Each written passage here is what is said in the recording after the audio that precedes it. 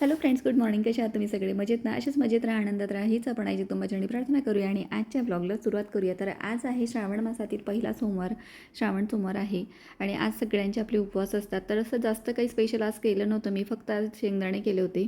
लाल तिखट घालून आणि मीठ घालून खूप छान होतात ते. आपण फ्राय करून घ्यायचे आणि त्यामध्ये तिखट मीठ घालायचं, खूप छान लागतात, मस्त असे क्रंची.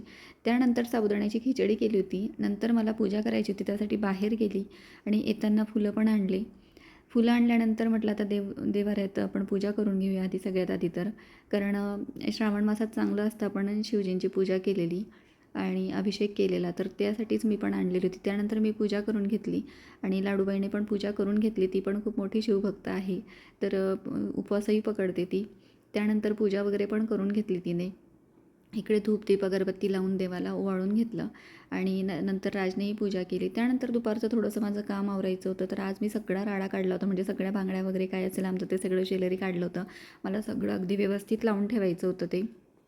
खूप दिवस झाले आवरलेलंच नव्हतं आणि मला माझे बँगल्स वगैरे काही मिळत नव्हते व्यवस्थित, तर सेट तयार करता येत नव्हता बांगड्यांचा, तर त्यामुळे मग सगळंच इकडे तिकडे झालं होतं.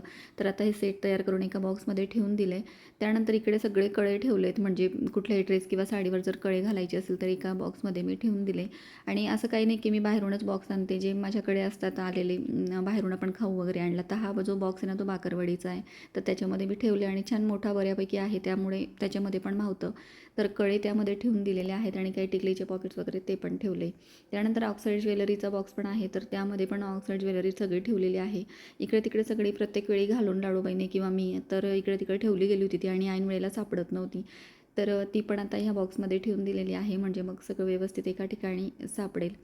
आणि नंतर छोटे छोट्या कानातल्यांचा बॉक्स पण होता, तर तो पण म्हणजे एका डब्यात मी ठेवले की छोटे छोटे किंवा मॅचिंग कानातले आयत्या वेळी सापडत नाही, मग सगळे कानातले एकाच डब्यात ठेवलेत. तर या ठिकाणी बघू शकता सगळे व्यवस्थित एका डब्यात ठेवले, म्हणजे आपल्याला पटकन मिळतात ते.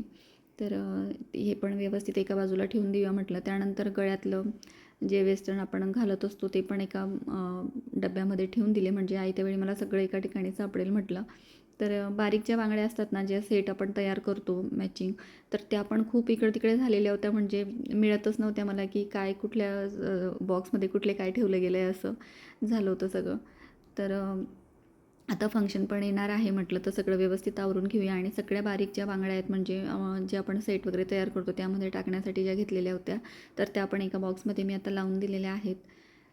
तर त्या पण पटकन म्हटलं दिसतील आणि ट्रान्सपरंट बॉक्स आहे हा, तर त्यामुळे पटकन दिसतात ते.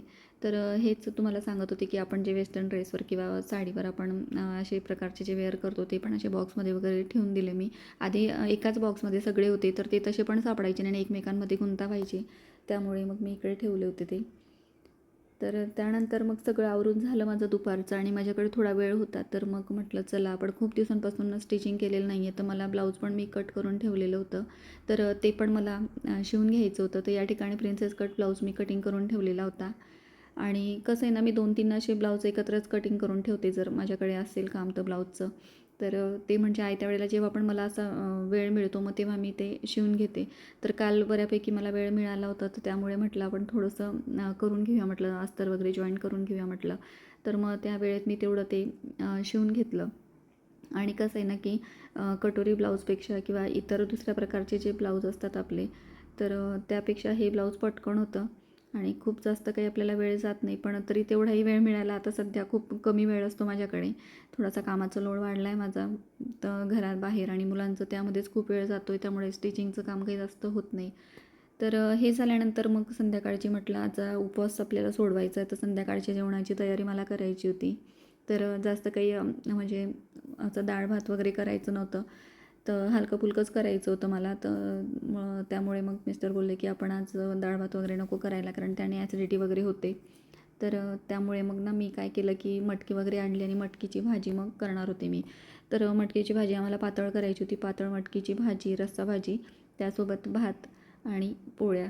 त्यासोबत मग मी खीर पण केली होती शेवाळ्यांची, ती पण मी एका व्हिडिओमध्ये टाकलेली आहे मागच्या, तर तुम्ही बघायची असेल तर नक्की बघा, मागच्या व्हिडिओमध्ये छान होते, पटकन होते. आणि काही गोड नसेल करायला तर आयत्या वेळी आपण ती शेवाळ्यांचं पाकिट आपण आणून ठेवू शकतो आणि पटकन अशी होऊन जाते.